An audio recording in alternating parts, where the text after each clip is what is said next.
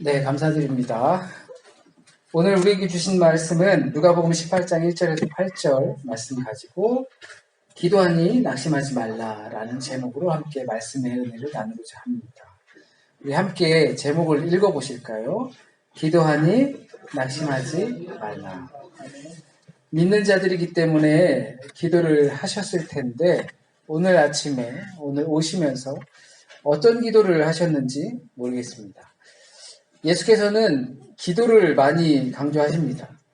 기도할 때는 외식하는 자와 같이 하지 말고 은밀한 중에 보시는 하나님께 해야 하고 중언부언하지 말고 또한 자기를 핍박하는 자를 위해서도 기도하고 무엇이든지 믿고 구하라 하셨습니다.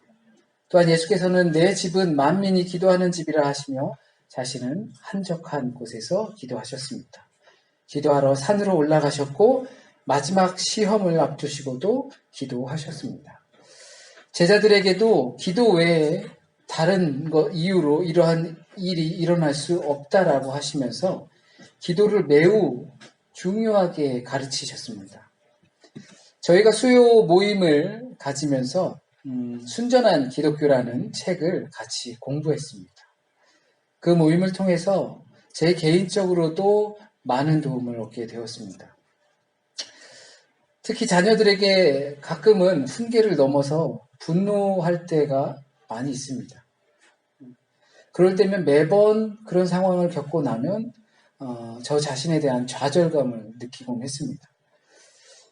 그리고 나는 다른 사람들처럼 이런 죄를 짓지 않는다라고 마음속으로 생각하면서 나는 저들보다 낫다라고 교만해 있는 모습들을 보곤 했습니다.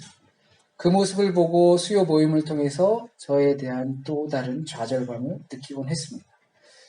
그래서 매 순간 주님을 찾고 구하고 주님의 생각 속으로 들어가려고 거기에 관심을 돌릴 수밖에 없었습니다.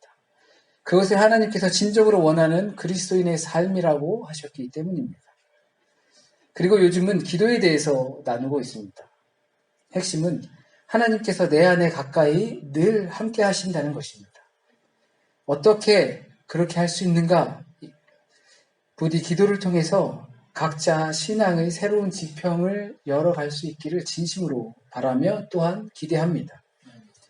우리가 얼마 전에 보았던 누가복음 11장 5절에서 8절 말씀에서는 밤중에 찾아온 친구의 간청을 들어주는 친구에 관해서 예수께서 비유로 말씀하셨습니다. 오늘 본문도 우리가 너무나 잘 아는 기도에 관한 본문으로 빈번하게 사용되는 본문입니다. 오늘 본문과 또 11장의 이 비유는 자주 비교되곤 합니다. 바로 이 떼쓰는 기도의 모습을 가지고 있기 때문에 그렇습니다. 밤늦게 찾아온 친구가 친구여 내게 밤늦은 손님이 왔으니 떡 3덩이만 다오 라고 하는 그 간청하는 기도를 들어주는 모습입니다. 그렇게 때를 쓰면 그것이 무례하다 해도 하나님께서 들어주실 것이다 라고 믿고 있기 때문입니다. 그러나 중요한 것은 무례한 간청을 하는 친구를 봤을 때는 들어줄 수 없지만 그 구하는 내용을 봐선 들어줄 수 있다는 것이었습니다. 누가복음 11장 말씀입니다. 그 내용이 무엇인가에 따라서 구하는 것마다 주시고 찾고자 하면 발견하고 두드리게 되면 열리게 되는 것입니다. 왜냐하면 우리는 무엇을 구해야 할지 모르기 때문에 성령님께서 우리를 위하여 탄식하며 기도하시고 있기 때문입니다. 그렇게 우리가 구해야 할 바를 알지 못할 때 무엇인지를 알게 하십니다. 이런 간청하는 기도의 내용들을 성경뿐 아니어도 주변에서도 많이 듣게 됩니다. 기도가 하나님과의 대화이고 영적인 호흡이기 때문에 쉬지 말고 기도해야 한다고 너무나 잘 알고 있지만 너무나 많은 부분에서 우린 하나님과 대화의 자리에 딱 앉아놓고서 내 이야기만 할 때가 너무 많습니다. 그것은 절대 하나님과의 대화가 될 수 없습니다. 호흡도, 기도는 호흡이라고 하죠. 호흡도 들숨이 있고 또 날숨이 있는 것입니다. 숨을 내쉬기만 하면 죽을 수밖에 없습니다. 이런 모든 걸 다 차치한다 하더라도 많은 분들이 하나님께 기도에 응답해 주셨다라는 표현을 많이 합니다. 대화하고 또 이야기하다 보면 하나님께서 응답해 주셨다. 내가 기도하고 구하는 바를 들어주셨다. 라고 말씀을 하십니다. 그럴 때 제가 드는 생각이 있습니다. 그리고 그분과 때론 묻기도 합니다. 지금 이 시간 여러분에게도 질문할 수 있을 것 같습니다. 저 자신에게도 마찬가지입니다. 우리의 간구함이 먼저 있었을까요? 아니면 하나님의 계획하심이 먼저 있었을까요? 아주 사소한 것에서부터 감당하기 어려운 것까지 구하는 것을 주시는 하나님을 경험해 보신 적이 있을 겁니다. 기도하는 사람들이라면. 그때 내가 그것을 먼저 구한 것일까요? 아니면 하나님께서 이미 계획해 놓으신 그 바탕 속에서 우리가 구할 수 있게 된 것일까요? 하나님은 때론, 자주 외로워하십니다. 그래서 우리에게 대화를 신청하십니다. 말을 거십니다. 아들아, 딸아, 나 너에게 할 말이 있는데 잠시 시간 있니? 아버지, 나 바쁜 거 알잖아. 그렇구나. 미안하다. 그러고선 며칠 뒤 병원에 입원하십니다. 그리고 왜 아버지는 그런 말씀 안 하셨냐고 되려 화를 냅니다. 하나님은 우리와 대화하고 싶으셔서 신청하시지만 아무런 반응이 없어서 우리가 말을 걸도록 유도하시기도 합니다. 그런 것이 우리 안에, 우리 삶의 가운데 있는 연단의 과정이라고 생각됩니다. 그래야지 애들이 아버지 하나님께 말을 하기 때문입니다. 이런 과정을 비춰볼 때 하나님의 계획하심이 우리 안에 먼저 있습니다. 그리고 우리로 하여금 간구하게 하십니다. 물론 이것도 관계가 서로 좋을 때 나타나는 겁니다. 관계가 좋지 않으면 대화의 통로는 없기 마련입니다. 아버지와 아들의 관계가 있기 때문에 그나마 이러한 대화도 할 수 있는 것입니다. 우리가 믿음의 자녀로서 그나마 있으니까 그렇게 일방적인 대화라도 우리는 할 수 있는 것입니다. 하나님의 계획하심이 깔려 있는 것을 모른 채도 우리는 구하기도 하는 겁니다. 그렇기 때문에 우리가 하나님께 간청하는 것도 그나마 관계가 있기 때문에 이루어질 수 있는 것입니다. 지난주 말씀에 빗대어 보면 우리에게 믿음이 있습니다. 우리 말고도 누군가에게도 다 믿음이 있습니다. 그 믿음을 통해서 어떤 기다림을 통해 내게 좋은 결과가 이루어지기도 합니다. 그러나 그 모든 믿음이 구원에 이르는 믿음이 아니라는 사실을 우리는 분명히 알고 있습니다. 그러나 우리가 분명히 알아야 할 것은 우리의 간청함으로 하나님께서 준비 없이 그것을 들어주시는 분이 아니라는 사실입니다. 하나님의 계획하심이 없으면 우리가 간구할 일이 없습니다. 그리고 우리가 간절히 매달린 것 때문에 하나님께서 만약 들어주셨다 생각하면 하나님께서는 준비하지 않으신 채로 계시다라고 이야기할 수밖에 없게 되는 겁니다. 이것은 기도에 대한 형용 모순에 빠집니다. 예수께서 드시는 이 비유들을 우리가 잘못 이해하고 있게 되는 겁니다. 그러므로 예수께서 드신 이 비유의 핵심은 매달리면 무례해도 물고 늘어지면 들어주신다라는 것이 아니라 처음에 하신 그 말씀입니다. 항상 기도하고 낙심하지 말아라. 항상 기도하는데 낙심할 이유가 없다. 이것이 예수께서 기도에 대해서 하시고자 하신 말씀입니다. 기도하는데 왜 실망하지? 기도하는데 왜 낙심하니? 그것이 바로 믿음입니다. 이 본의를 풀어보면 기도하는 자는 낙심하지 않는다 이렇게 될 겁니다. 기도를 한다는 것은 나의 나약함과 하나님의 능력을 두고 할 수 있는 것입니다. 내가 할 수 있는데 무엇하러 누군가에게 부탁을 하겠습니까? 내가 할 수 있는데. 부탁하지 않고 하는 것은 내가 할 수 있는 것이기 때문입니다. 능력자에게 그 열쇠를 쥐고 있는 자에게 우리는 부탁을 하는 겁니다. 그런데 그 관계가 잘 정립되어 있고 하나님의 전능하심과 전지하심과 십자가 부활로 살아가심을 믿는 믿음이 확고하다면 우리는 낙심할 이유가 없습니다. 그것이 비록 내가 원하는 바가 아니어도 그것이 내게 자꾸 실패로 나타나도 하나님의 전능하심과 전지하심과 십자가 부활로 우리를 사랑하심 그것에 대한 확고함이 있다면 우리는 낙심할 이유가 전혀 없습니다. 그리고 낙심하지 말아야 할 것에 대해서 비유로 말씀하고 계십니다. 항상 기도하고 힘쓰고 모든 일에 기도에 힘써야 하는데 낙심하지 말아야 합니다. 그러면서 인자가 올 때 그것을 믿음을 보겠느냐 하시죠. 한마디로 믿음이 중요하나 믿음을 만나볼 수 없다라는 상황을 이야기하고 계십니다. 기도하는데 낙심한다 하면 그것이 믿음이 없다라고 하시는 겁니다. 믿음으로 기도하는데 그것이 우리의 원함이 되지 않을 수 있음을 전제하고 있습니다. 그러니 내 원대로 되지 못했다 해도 실망하지 말아야 합니다. 우리에게 좋은 것을 주시겠다고 하신 것은 내 마음에 드는 것을 주시겠다고 하신 것이 아니라 내게 꼭 필요한 것을 주시겠다 하신 것이기 때문입니다. 내 생각대로 내 마음대로 믿는 것이 아니라 믿음을 따라서 내가 생각하며 살아가는 겁니다. 이것이 기도하면서 낙심하지 말라는 전제입니다. 왜냐하면 기도가 곧 믿음이기 때문입니다. 그렇다면 우리는 간청하는 기도를 할 필요가 없을까요? 충분히 그런 생각이 드실 수도 있을 겁니다. 과부가, 그러니까 가장 힘이 없는 사람이라도 재판장을 괴롭히면 아무리 부도덕하고 못된 재판장이라도 그 청을 들어주게 되어 있다라는 내용이죠. 과부가 재판장에게까지 간다라는 상황은 최악의 상황인 겁니다. 재판장이었나 옛날에는 여성들에 대한 더군다나 그 종교적 색채가 강한 상황에서는 여성들에게 무슨 권한이 있겠어요? 무슨 권한이 있어서 재판장에게 가서 고소를 청하겠어요? 주변에 남자가 아무것도 없고 자신을 위해서 대신해 줄 수 있는 상황이 아무것도 없는 상황이라는 최악의 상황입니다. 심지어 그 재판장은 불의한 재판장이에요. 의로운 재판장이 아니고 최악의 상황의 사람이 최악의 상황을 만난 게 된 겁니다. 그러니까 끝까지 붙들고 늘어지면 들어주신다라고 비유할 수 있습니다. 말 그대로 이것은 비유라는 사실을 우리 잊지 말아야 합니다. 정말 그런 재판장이 현존한다면 그 사람에게 재판을 못 맡기겠죠.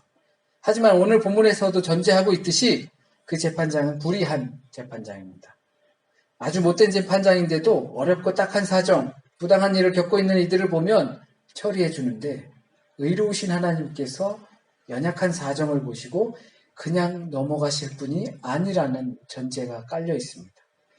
그러니 하나님이 불의한 재판장처럼 막 판결하는 그런 분으로 오해하시거나 나의 부도덕한 기도도 들어주시는 그런 분으로 이해선 절대 안 됩니다. 불의한 인간의 재판도 바르게 하려고 하는데 의로우신 하나님의 재판은 당연히 옳을 수밖에 없습니다. 만약에 이러한 것을 우리가 빗대어 보았을 때 우리가 나 자신이 진짜로 불의한 일을 당했다면 정말로 불의한 일을 당하고 나는 아무런 힘도 없고 정말 연약한 상태로 이 과부와 같이 있다면 하나님께서 절대 가만히 계시지 않을 겁니다. 내용은 바로 그겁니다. 막 붙들고 매달리고 관계도 없는데 막 그렇게 하면 하나님 언젠가 들어주신다. 그것은 그 전에 보았던 누구든지 가지고 있는 믿음과 다를 것이 없습니다. 그것으로 인해서 나 구원받았다, 나 능력받았다, 나 하나님께서 응답해 주셨다라고 할 수 있는 것이 아닙니다. 정말 우리가 하나님과 관계가 있고 그리고 내가 하나님 보시기에 불의한 일을 당하고 있으면 하나님은 의로운 재판장이시기 때문에 가만히 계실 수 없습니다. 우리는 그런 하나님을 신뢰하고 흔들림 없이 기다리며 여전히 십자가와 그리스도의 부활 앞에 우리의 삶을 내려놓아야 합니다. 이것이 믿음입니다. 이것이 기도하는 자의 믿음입니다. 하나님께서 이런 믿음을 보시지 않겠습니까? 이런 믿음이 있는 자가 어떻게 기도를 하면서도 낙심할 수 있겠습니까? 어떻게 내가 옳다고 주장만 할 수 있겠습니까?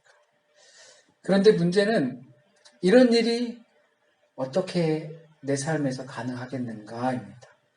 어떻게 하면 자녀들을 향한 그 분노에서 벗어나서 사랑으로 더 다가갈 수 있는가?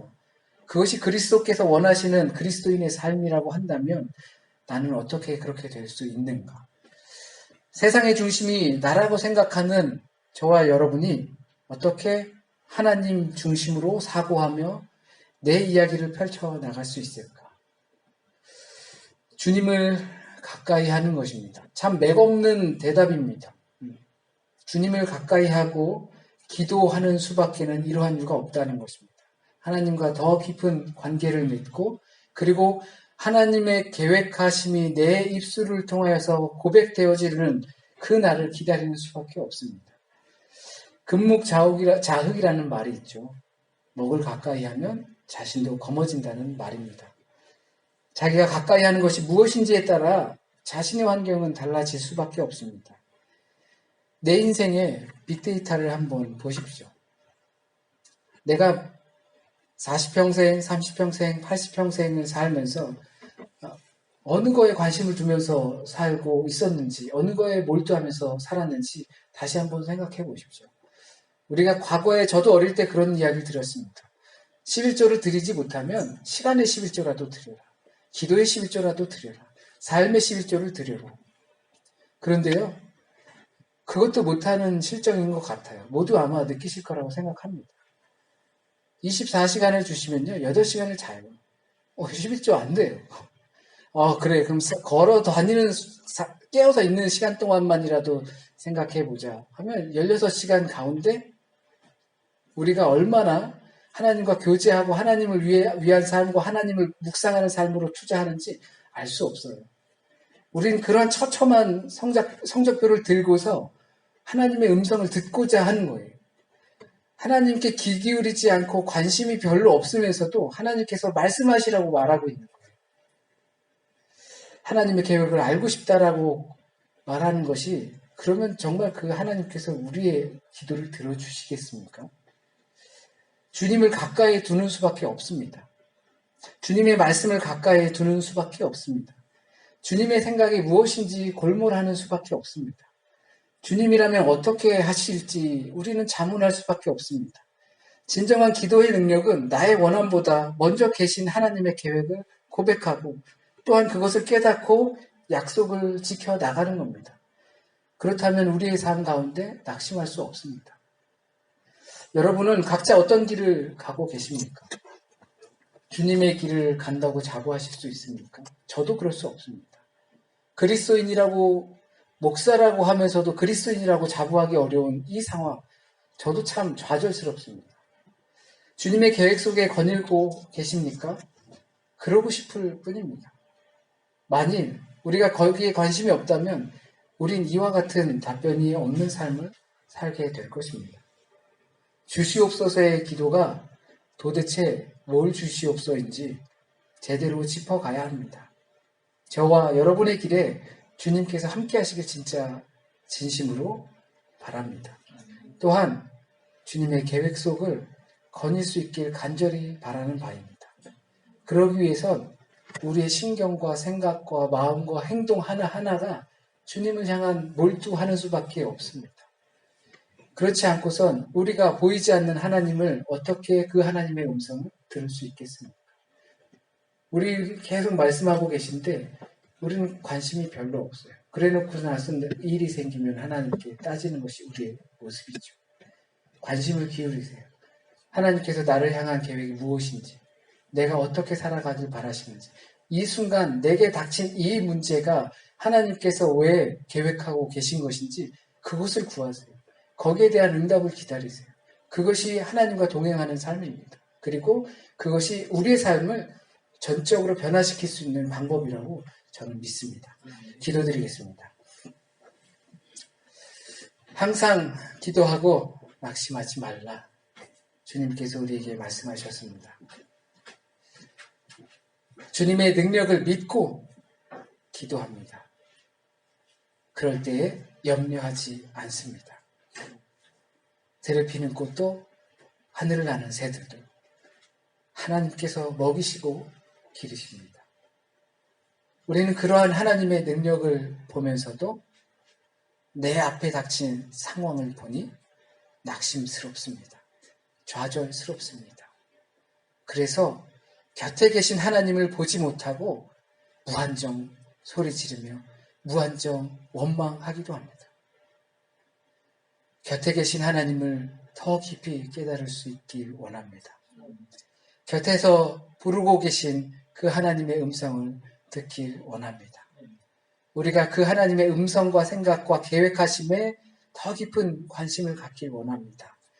나의 삶이 예수 그리스도를 추종하며 쫓아가는 그 제자의 삶이 되길 원합니다.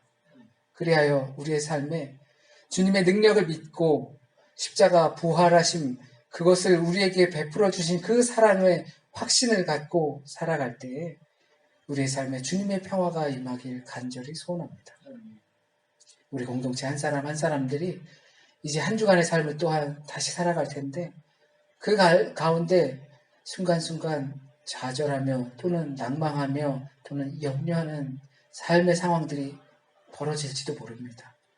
하나님, 우리는 그 하나님의 계획을 전부 다 알 수 없지만 하나님을 향한 확실한 믿음을 갖고 그 순간도 주의 뜻을 구하며 낙심하지 않고 주의 평화로 살아갈 수 있는 한 주간이 되게 주님 인도하여 주세요. 또한 이 시간 주님 혹시라도 이 부족한 종이 잘못 전한 말씀이 있다면 주님의 뜻에 합당한 말씀, 우리가 이 시간 꼭 들어야 하는 말씀만 우리 안에 남게 하여 주셔서 주님 뿌리 내리고 열매 맺게 하여 주세요. 모든 말씀 우리 주님 예수 그리스도의 이름으로 기도드립니다. 아멘.